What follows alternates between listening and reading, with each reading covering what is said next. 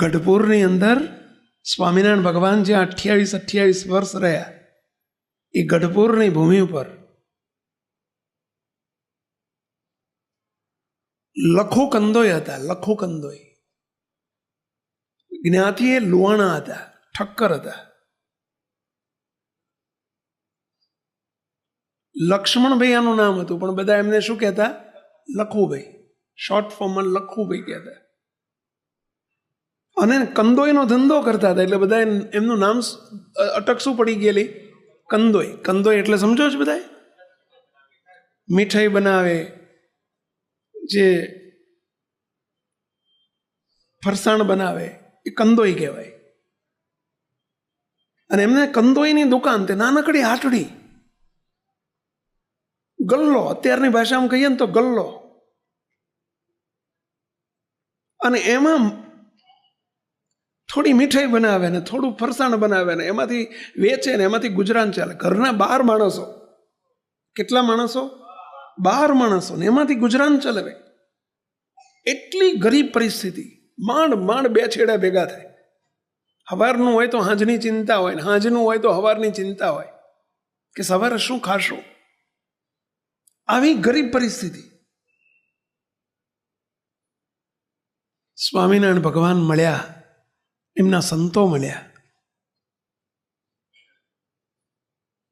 ભગવાનની ઓળખાણ થઈ, શરણું સ્વીકાર્યું, કંઠી બાંધી, સત્સંગી થયા. એ લખો કંદોય ધોતીઓ પહેરતા, કાળી ટોપી પહેરતા. પહેલાના જમાનામાં કાળી ટોપીઓ, ધોળી ટોપી ને કાળી ટોપી પહેરતા તમે જોયા હશે ઘણા. કાળી ટોપી પહેરતા, ધોતી પહેરતા, જબ્બો પહેરતા. ધોતી ઉપર 8 થીગડા હોય, જબ્બા ઉપર 5 થીગડા હોય, ટોપી ઉપર 3 થીગડા હોય. આવી ગરીબ પરિસ્થિતિ હતી. બોલો, થીગડા મારીને કપડા પહેર, ટોપી ઉપર થીગડું હોય એટલે સમજી જાવ ને.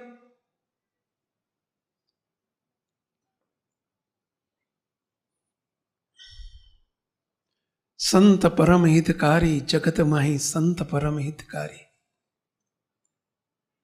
એમને એક સ્વામી જોડે હેત થઈ ગયો.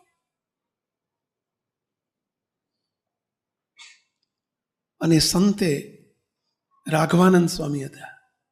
એમનું નામ હતું રાઘવાનંદ સ્વામી. રાઘવાનંદ સ્વામી સાથે એમને હેત થયું. રાઘવાનંદ સ્વામી એક દિવસ લખો કંદોયને એક બાજુ બોલાવીને કહ્યું કે લખો કંદોય, આ તમારા લુગડા હું જોઉં છું, તમારું મારે તમને પૂછવાનું રહેતું નથી, અનુમાન થઈ જાય છે કે તમારી પરિસ્થિતિ કેવી હશે. ઘરમાં પૂરું થાય છે. આટલું જ્યાં પ્રશ્ન પૂછ્યો ને, લખો કંદોયની આંખમાંથી દડ આંસુ પડવા માંડ્યા. રડી પડ્યા. સ્વામી 12 જણનું કુટુંબ છે. સ્વામી હાંજનું હોય ને તો હવારનું નથી હોતું, હવારનું હોય તો હાંજનું નથી હોતું. સ્વામી અમે મોટા બધા એક ટાઈમ ખાઈએ છીએ અને છોકરાને 2 ટાઈમ ખવડાવીએ છીએ. અમે એક ટાઈમ ભૂખ્યા રહીએ છોકરાને ખવડાવવા માટે.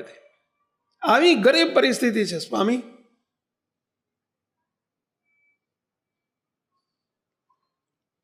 રાઘવાનંદ સ્વામીએ કહ્યું, લખો કંદોય, તમે ઠેકાણે આવી ગયા છો. તમે આ સ્વામિનારાયણ ભગવાનનો આશરો કર્યો છે અને સ્વામિનારાયણ ભગવાનનો આશીર્વાદ છે કે અમારો ભક્ત કોઈ દિવસ અન્ન વસ્ત્રે દુઃખી નહીં થાય. આ સ્વામિનારાયણ ભગવાનનો કાયમી આશીર્વાદ છે.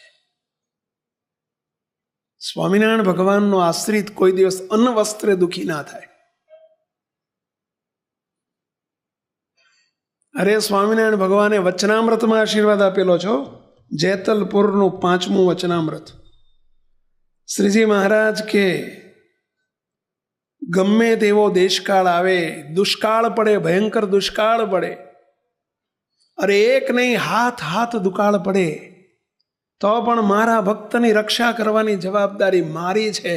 આવું સ્વામિનારાયણ ભગવાને પોતે આશીર્વાદ આપેલો છે કે મારા આશ્રિત આ લોકમાં અન્ન વસ્ત્રે દુઃખી નહીં હોય રે, કે છે વાલો કરી કૃપા રે. આ સ્વામિનારાયણ ભગવાનની કંઠી જેને ધારણ કરી અને ભગવાન સ્વામિનારાયણનો જેને આશરો કર્યો, મુક્તો આ પહેલા દિવસથી એ ભગવાનના આશીર્વાદમાં આવી જાય, એ કોઈ દિવસ અન્ન વસ્ત્રે દુઃખી નહીં થાય.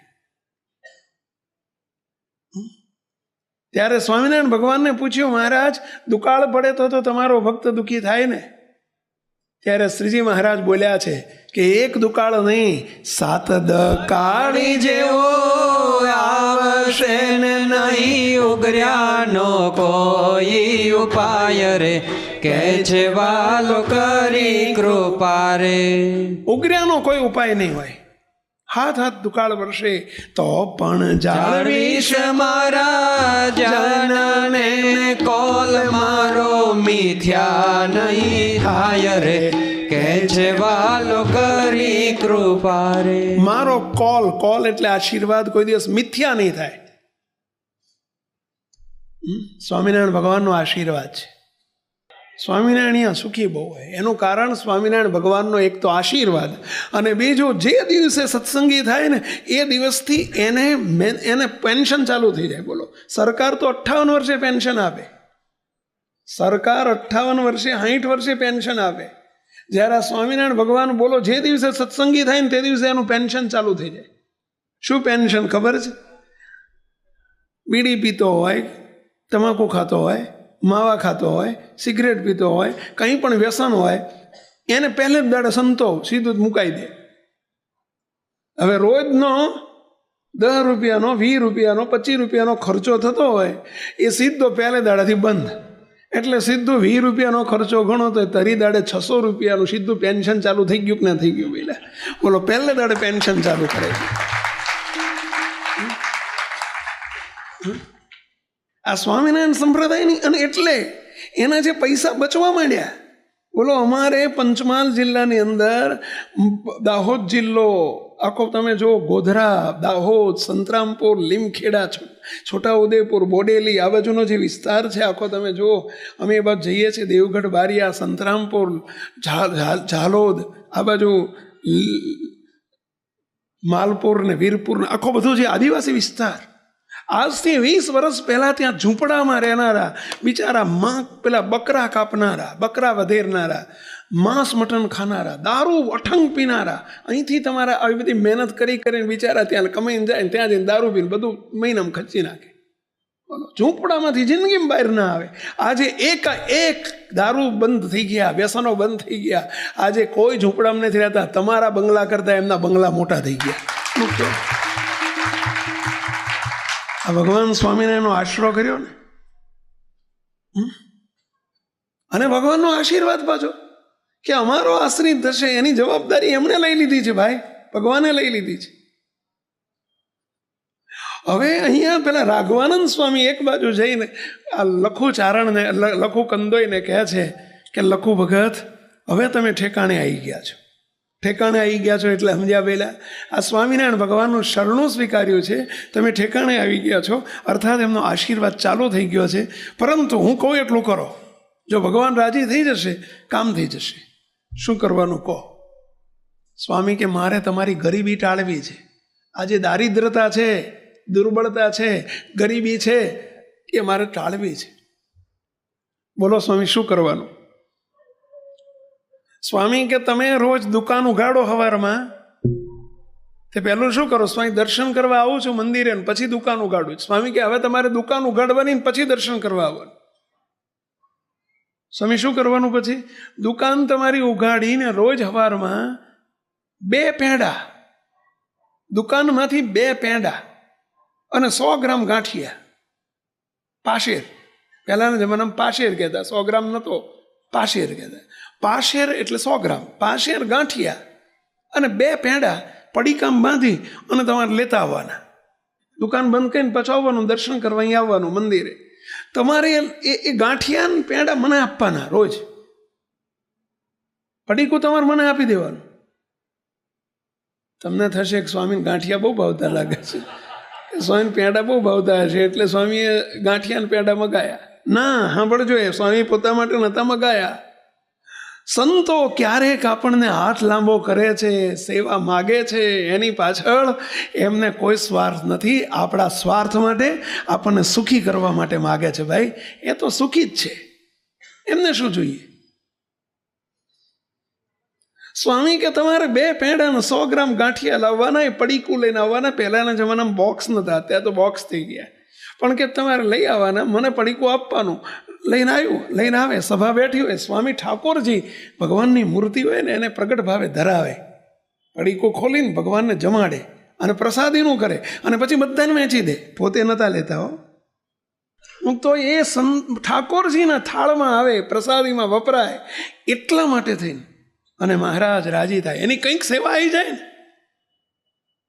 અને જેમ જેમ રોજ ગાંઠિયા અને 2 પેંડા, 100 ગ્રામ ગાંઠિયા અને 2 પેંડા રોજ લાવતા ગયા, ભગવાનને જમાડતા ગયા, હરિભક્તોને પ્રસાદી મળતી ગઈ અને જેમ જેમ અહીં વપરાતું ગયું અને એમ એમ એમનું અભરે ભરાતું ગયું, અભરે ભરાતું ગયું. અમે મુંબઈ ગયા હતા. મુંબઈમાં આપણું કાંદીવલી વિસ્તારમાં મંદિર છે, કાંદીવલીમાં. રવિવારની સભા હતી, ત્યાં સમયો હતો. સમયો પત્યો પછી એક ભાઈ મારી જોડે આવ્યા, સભામાં બેઠેલા, દર્શન કરવા આવ્યા. મને કે સ્વામી 2 મિનિટ કામ છે. મેં કીધું હમણાં થોડીક વાર લાઈનમાં ઊભા રહી જાઓ, બાજુમાં લાઈન પતી જાય એટલે આપણે મળીએ. લાઈન પતી એટલે મને કે સ્વામી એક વિનંતી છે. કે શું? સ્વામી મારું ઘર અહીં મંદિરની પાછળ મહાવીરનગરમાં છે. મહાવીરનગરમાં મારું પાછળ જ મહાવીરનગર કરીને નગર છે અને એમાં મારું ઘર છે, મારો ફ્લેટ છે. સ્વામી મારા ઘેર પધરામણી ન કરો.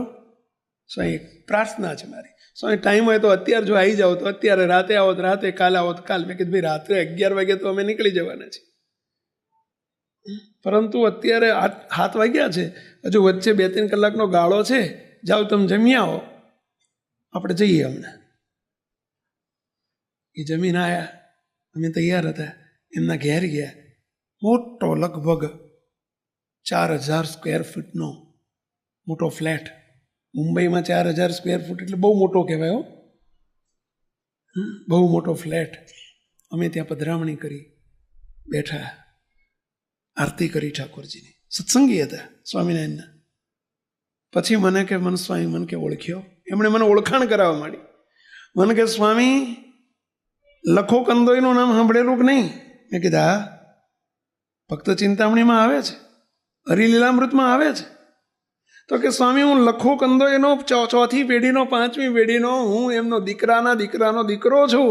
સ્વામી મારું નામ જયેશભાઈ કંદોઈ, મારું નામ જયેશભાઈ કંદોઈ. સ્વામી અમે લખો કંદોઈના વંશ જ છીએ.